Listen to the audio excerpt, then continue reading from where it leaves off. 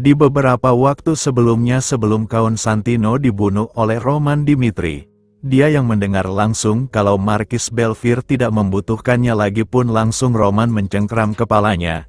Dan Konstantino yang ketakutan pun meminta ampunan untuk yang terakhir kali kepada Roman. Karena jika Roman berkenan membiarkannya untuk hidup, Konstantino berkata kalau dia akan melakukan apapun yang diinginkan oleh Roman. Dan Roman yang mendengar itu, dia pun lalu melepaskan cengkeramannya dan kemudian berkata, apa yang bisa Konstantino lakukan untuk dirinya atas ampunan nyawanya itu. Konstantino yang merangkak ke hadapan Roman pun berkata, kalau apapun yang diinginkan oleh Roman akan ia lakukan, seperti informasi tentang Wapgate yang Roman butuhkan. Karena strategi Dimitri yang ia lihat adalah untuk menguasai Wapgate untuk menekan keluarga kekaisaran, Konstantino berkata kalau dia akan memberitahu Roman semua tentang Wapgate yang ada di wilayah kekaisaran. Namun terkecuali di titik Wapgate Javier, karena tempat tersebut bukan tempat yang mudah untuk direbut, dan setelah Roman menyuruhnya untuk menjelaskan sedetail mungkin tentang hal itu. Konstantino pun lalu menjelaskan tentang tempat tersebut kepada Roman Dimitri. Setelah mengatakan semuanya yang ia ketahui, Konstantino pun lalu bertanya kepada Roman, apakah informasi yang ia berikan cukup untuk mengampuni nyawanya itu. Namun sambil tersenyum, Roman berkata kalau itu tidak sama sekali merubah keputusannya itu untuk membunuh Konstantino, yang hal itu pun membuat Konstantino marah. Dan setelah memanggil Roman dengan sebutan bajingan, Roman tanpa ampun langsung membunuh Konstantino di tempat tersebut. Di saat itu, sebuah kejadian tidak biasa terjadi di Marin, ibu kota Valhalla. Sentimen publik bergejolak seperti yang diinginkan Duke Fierto, dan tindakan pasukan pemberontak memberikan kepercayaan kepada mereka.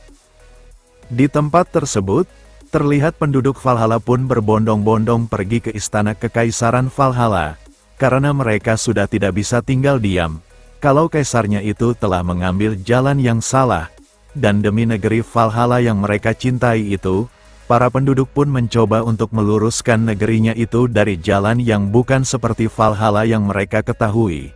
Sama seperti pasukan pemberontak yang dipimpin oleh Duke Fierto yang berjuang dengan nyawanya untuk mengembalikan negeri mereka ke jalan yang benar.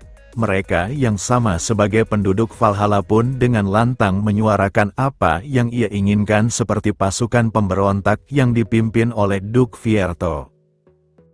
Salah satu dari mereka yang menjadi perwakilan para penduduk Valhalla pun berjalan dan berteriak di depan istana kekaisaran, kalau negeri Valhalla sejak dulu adalah negeri para warrior. Ia berkata kalau mereka tidak pernah malu menjadi warrior dan hidup dengan aturan warrior. Namun, Valhalla yang sekarang yang dipimpin oleh kaisarnya itu telah lupa akan akarnya dan telah kehilangan mimpinya. Karena sekarang, negeri Valhalla terlihat seperti upaya mempertahankan kekuasaan melalui konspirasi dan bukan dengan keberanian. Dengan fakta tersebut, pria itu meminta kaisarnya untuk membenahi lagi jalan yang salah tersebut, dan memintanya menjadi penguasa yang menerima dukungan dari rakyat, serta memulihkan kembali fondasi dari Valhalla ke fondasi yang semula. Tak berselang lama, muncullah para Royal Knight yang bertugas melindungi keluarga kekaisaran, dan pria itu yang melihat mereka menghampiri para penduduk. Pria itu berkata kalau para Royal Knight pasti mendengar apa yang disampaikan oleh para penduduk. Namun nyatanya, setelah mendekatinya, pemimpin dari Royal Knight itu pun langsung menusuknya sampai tembus untuk membunuhnya. Dan setelah mencabut pedangnya kembali, sambil menghunuskan pedangnya ke arah para penduduk, pemimpin Royal Knight itu memberikan perintah kepada para bawahannya, kalau mereka diperbolehkan untuk mengeksekusi semua pengkhianat yang membangkang kepada keluarga kekaisaran. Dengan perintah dari pemimpinnya itu, para pasukan Royal Knight pun langsung membantai para penduduk yang mencoba membangkang kepada keluarga kekaisaran, dan di sisi perwakilan dari penduduk yang ditusuk oleh pemimpin pasukan Royal Knight itu, dia berkata kepada pemimpin Royal Knight itu, kalau kaisar telah terbutakan oleh kekuasaan, Apakah ia pikir kalau kekuasaan itu akan berlangsung selamanya sementara rakyatnya diperlakukan seperti itu? Dan dengan para warga Valhalla yang lain yang menyaksikan kematian mereka di tempat tersebut, pada saat ia akan meneruskan perkataannya, pemimpin dari Royal Knight itu langsung memenggalnya dan kemudian berkata, kalau mereka hanya mengikuti perintah dari kaisar yang mereka layani. Di dalam istana kekaisaran, terlihat Markis Belfir sedang melapor kepada kaisar mereka, kalau pihaknya itu sudah berhasil menekan semua warga yang mengikuti pihak pemberontak, dan seperti yang diperintahkan kaisarnya itu, Markis Belfir dan pasukannya akan melanjutkan dengan penyelidikan orang yang terkait dengan para warga. Kaisar yang mendengar laporan dari Markis Belfir pun lalu berkata, kalau mereka yang ia anggap para hama pengganggu, mereka yang sudah tidak tahu diri dan bersikap seenaknya pantas mendapatkan perlakuan seperti itu. Dan ia yang menganggap Roman Dimitri dan Duk Fierto sudah melakukan kesalahan besar, mengira delusi tentang mereka yang akan mempunyai kesempatan jika menghasut warga Valhalla. Kaisar Valhalla berkata kalau itu benar-benar pemikiran yang sangat bodoh, karena dulu saudaranya juga yang menghalanginya percaya pada sentimen publik seperti itu. Akibatnya mereka pun menjadi mayat hanya dalam waktu semalam saja, dan ia yang menganggap kalau ia sudah di atas angin dalam alur peperangan yang sedang terjadi. Kaisar pun lalu menyuruh Markis Belfir untuk segera menghubungi Roman Dimitri, karena ia ingin melihat bagaimana reaksi Roman yang sedang terpojok dalam situasi peperangan tersebut. Pada saat mereka sudah tersambung dengan Roman Dimitri, setelah mendengar Roman berkata kalau waktu ia menghubungi Roman adalah waktu yang sangat tepat, Kaisar Valhalla pun terkejut, karena di sisi Roman yang sudah membantai para prajurit Royal Knight-nya pun sambil tersenyum ia berkata, bukankah pemandangan itu sangat bagus untuk dilihat oleh Kaisar Valhalla?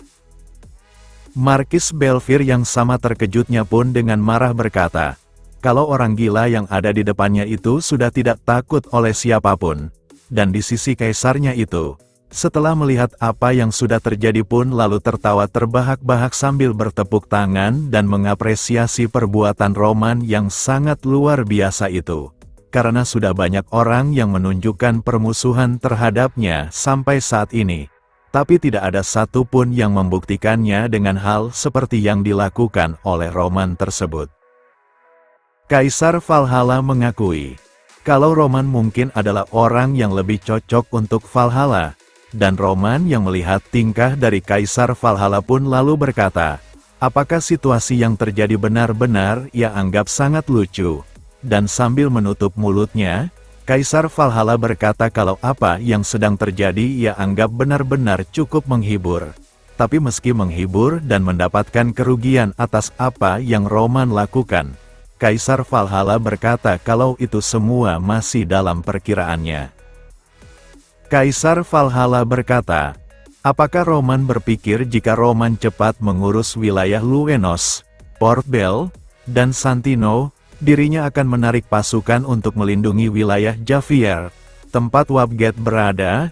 Itu adalah pemikiran yang sangat bodoh, karena tak sepengetahuan Roman, Wabget di wilayah Javier yang Roman tuju sudah ia hancurkan, dan karena hal itu, Kaisar Valhalla berkata kepada Roman, kalau dirinya takkan bisa menghancurkan pihaknya, meskipun Roman telah menguasai wilayah Javier sekalipun, dan dengan fakta tersebut, sambil meledek Roman, Kaisar Valhalla bertanya kepadanya, apa yang akan Roman lakukan setelah rencananya itu sudah benar-benar gagal total? Karena pihaknya telah menerima dampak yang cukup besar serta juga kehilangan Wabget di wilayahnya itu, Kaisar Valhalla lalu bertanya kepada Roman, apa lagi yang bisa ia lakukan setelah tahu kondisi dari peperangan tersebut, dan Kaisar Valhalla yang menganggap pihaknya sudah di atas angin.